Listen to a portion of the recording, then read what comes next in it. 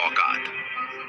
दोस्तों, आज हम जानने वाले हैं कि ब्रह्मांड के सामने हम इंसान क्या है हम इंसानों की ब्रह्मांड के सामने हैसियत।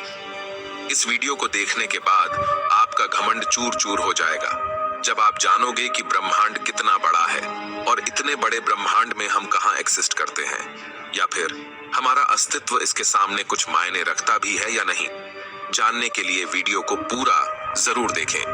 दोस्तों, आपको जानकर हैरानी होगी कि हमारी धरती पर रहने वाले लोगों की संख्या यानी पूरी धरती की पॉपुलेशन लगभग 8 अरब तक पहुंच चुकी है। लेकिन धरती पर मौजूद ये सभी 8 अरब लोग लॉस एंजलिस जितनी जगह में समा सकते हैं। लॉस एंजलिस लगभग 1300 किलोमीटर के एरिया में फैला हुआ है। अगर हम बात करें हमारी धरती की, तो पूरी धरती लॉस एंजलिस से काफी ज्यादा बड़ी है। हमारी धरती का व्यास यानी धरती की मोटाई लगभग 13,000 किलोमीटर है। वहीं पर चांद का व्यास 3,500 किलोमीटर है। चांद इतना बड़ा है कि इसके अंदर 1 लाख हिमालय जैसे पहाड़ समा सकते हैं। और हमारी धरती इतनी बड़ी है कि धरती के अंदर चांद जैसे लगभग 50 उपग्रह समा सकते हैं। तो आप समझ गए होंगे कि धरती कितनी बड़ी है। तो दोस्तों, जरा एक बार सोच कर देखिए, धरती के सामने हम कहां टिकते हैं। चांद धरती से 3,84,000 किलोमीटर की दूरी पर मौजूद है। इस दूरी के अंदर सोलर सिस्टम के सभी 8 ग्रह समा सकते हैं। अगर हम अपने सूरज की बात करें तो हमारा सूर्य धरती से 15 करोड़ किलोमीटर की दूरी पर मौजूद है। हमारे सूरज का व्यास लगभग 14 लाख किलोमीटर है। धरती के मुकाबले में सूरज इतना बड़ा है कि इसमें 13 लाख धरती समा सकती है। यानी सूरज की विशालता की कल्पना हम आंख बंद करके भी नहीं कर सकते। तो आप सोच लीजिए, हम इंसान सूरज की विशालता के सामने क्या औकात रखते हैं। न सिर्फ इंसान बल्कि सूरज की विशालता के सामने धरती और चांद की भी कोई हैसियत नहीं दिखाई देती। हमारे सौरमंडल के सबसे विशाल ग्रह जुपिटर के अंदर हमारी धरती जैसी 1300 धरतियां समा सकती हैं और जुपिटर जैसे 1000 ग्रह सूरज के अंदर समा सकते हैं। तो दोस्तों, सूरज न सिर्फ धरती बल्कि जुपिटर की औकात से भी कई गुना बड़ा है। लेकिन औकात की बात करें तो ये तो बस एक शुरुआत है। अगर हम बात करें पूरे सौरमंडल की, तो हमारे सौरमंडल का व्यास 287 अरब किलोमीटर है। इतने बड़े सौरमंडल में हमारे 8 ग्रहों के साथ 5 बौने ग्रह, लाखों एस्टेरॉयड और करोड़ों मीटियोरॉइड्स मौजूद है। सूरज से लेकर नेपच्यून तक की दूरी करीब 4.5 अरब किलोमीटर है। ऐसे में अगर हम सूरज से लेकर नेपच्यून तक सूरज की लाइन बनाएं, तो इस लाइन में सूरज जैसे लगभग 3000 सितारे समा जाएंगे। तो आप समझ सकते हैं कि सोलर सिस्टम की साइज के सामने सूरज कितना छोटा है। अगर प्लूटो से हम सूरज को देखें, तो हमारा सूरज प्लूटो से कुछ ऐसा दिखाई देता है। हमारा सौरमंडल प्लूटो के बाद भी कई गुना आगे तक फैला हुआ है। यहाँ तक हम देख चुके हैं कि सूरज की साइज भी इतने बड़े सौरमंडल के सामने काफी छोटी पड़ जाती है।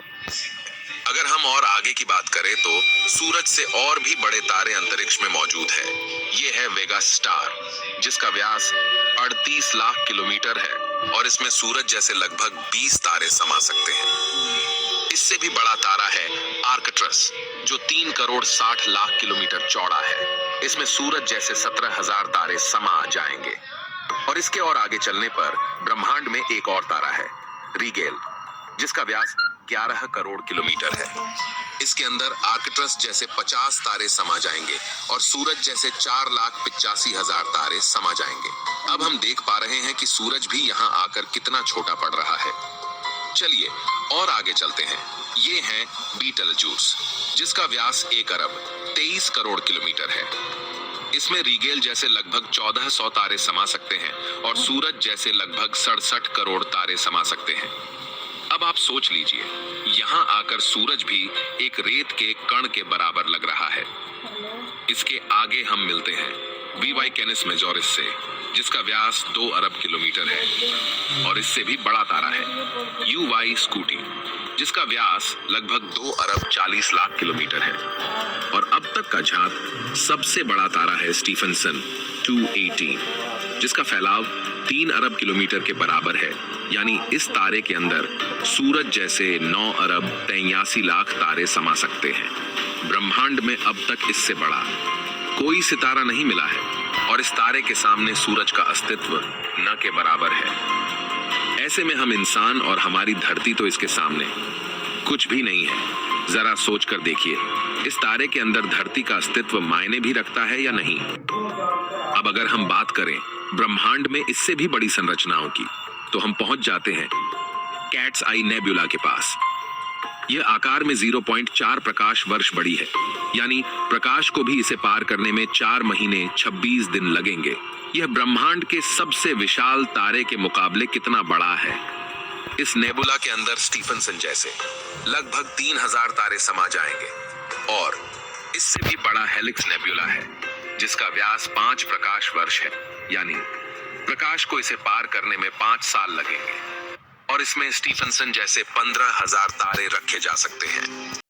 इससे भी आगे है ओरियन नेबुला जो 24 प्रकाश वर्ष चौड़ा है, और इससे आगे हमें मिलता है ओमेगा सेंटोरी कंस्टेलेशन जिसका व्यास 150 प्रकाश वर्ष है।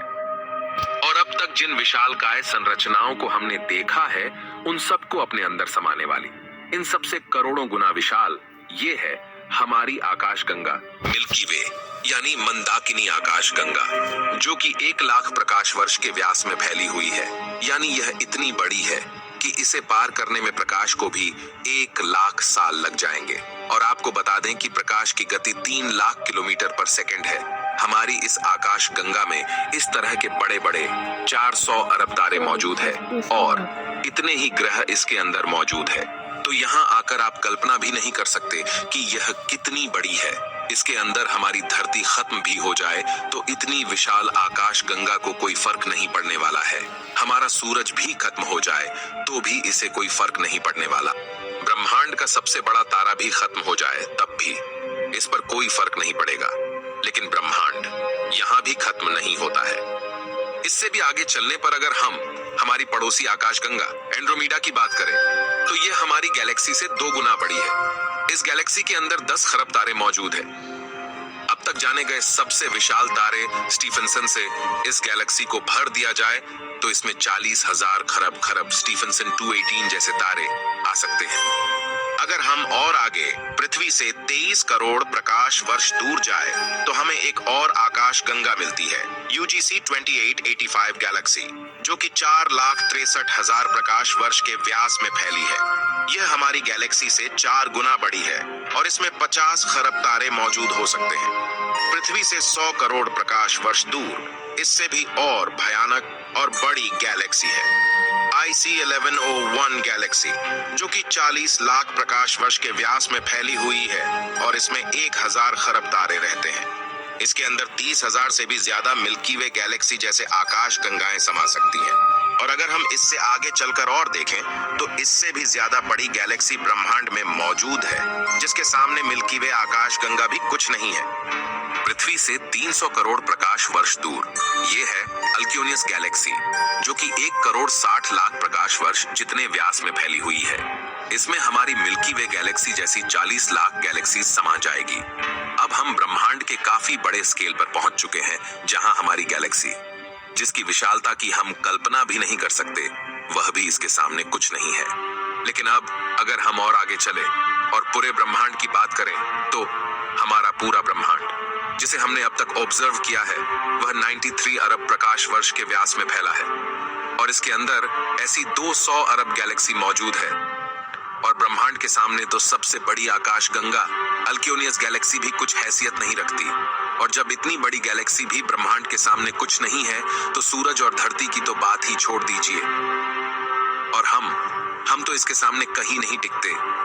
हमारे जैसे 8 अरब लोग, यानी हम सब पृथ्वीवासी मिलकर भी ब्रह्मांड के सामने कुछ भी नहीं है। बल्कि अगर इतने बड़े ब्रह्मांड में कहीं जीवन नहीं है और सिर्फ पृथ्वी पर ही जीवन है तो हम इतने बड़े ब्रह्मांड में काफी ज्यादा अकेले हैं। यहाँ पर ब्रह्मांड जो हमारी सोच से भी बड़ा है, ये पूरी तरह से वीरान है। अगर ऐसा है तो ये काफी डरावना है। ये हमें बताता है कि हम कितने अकेले हैं, और अगर इसमें जीवन है भी तब भी हम कभी इतनी दूर तक एलियन से नहीं मिल सकते, और तब भी हम अकेले हैं इस ब्रह्मांड में। जबकि यह ब्रह्मांड भी यहाँ आकर नहीं थमता, क्योंकि फिलहाल हमने इससे आगे देखा भी नहीं है कि ब्रह्मांड का विस्तार और कितना आगे हो सकता है। अगर यह कहीं खत्म होता है तो उससे आगे भी क्या और ब्रह्मांड है? अगर हाँ, तो क्या वो हमारे ब्रह्मांड से भी बड़े हैं? दोस्तों, इस तरह सोचने का कोई अंत नहीं, लेकिन एक बात तय है, अब तक ब्रह्मांड की जानी गई साइज के सामने हम कुछ भी नहीं है। और यही वजह है कि आज वैज्ञानिक भी ब्रह्मांड की इतनी बड़ी साइज को देखकर अचंभित है और ये मान चुके हैं कि इस ब्रह्मांड के सामने हम इंसान कुछ भी हैसियत नहीं रखते हैं। इतने बड़े ब्रह्मांड में हम एक छोटी सी गैलेक्सी मंदाकिनी आकाशगंगा में मौजूद, एक छोटे से सोलर सिस्टम में बसने वाले, एक छोटे से तारे के चारों ओर मौजूद एक बहुत छोटे से ग्रह पर स्थित, काफी छोटे 200 देशों में रहने वाले 8 अरब लोगों में हम में से एक इंसान इस पूरे ब्रह्मांड के सामने कोई हैसियत नहीं रखता। क्या आपके पास खुद पर घमंड करने के लिए कोई कारण है? किस वजह से आप खुद को स्पेशल समझते हैं? अगर आपके पास ऐसा कोई कारण है तो हमें बताइए। क्या वजह है कि आप खुद पर घमंड कर सकते हो? आज से 6.5 करोड़ साल पहले धरती पर एक ऐसी प्रजाति मौजूद थी जिसने करीब 10 करोड़ साल तक धरती पर राज किया, जो खुद आकार में हमसे कई गुना बड़ी और डोमिनेंट थी। लेकिन सिर्फ एक एस्टेरॉयड ने इस पूरी प्रजाति को खत्म कर दिया। ऐसे में हम इंसानों की क्या हैसियत है? सिर्फ फल में ब्रह्मांड आपके अस्तित्व को मिटा सकता है, आपके वर्तमान को इतिहास में तब्दील कर सकता है। तो बताइए, क्या कारण है आपके पास कि आप कुछ स्पेशल हो?